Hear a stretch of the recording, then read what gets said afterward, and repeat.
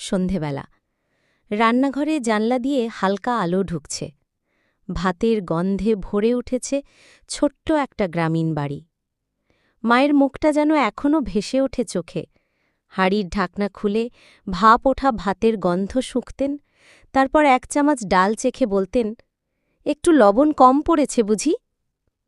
আজ রান্না করছি একা, শহরের ফ্ল্যাটে নয়, মায়ের পুরনো বাড়িতে এসে।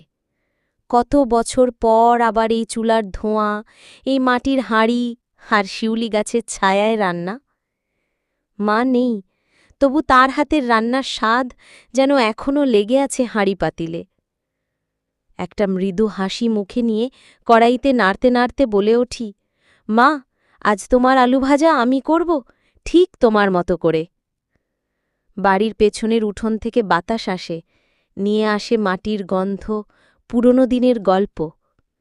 রান্না শেষ হলে একটা থালায় খাবার সাজাই। জানি কেউ খেতে আসবে না, তবু একটা থালা মাটির চৌকাঠে রাখি, যেন মা এসে বসে পড়বেন ঠিক আগের মতো।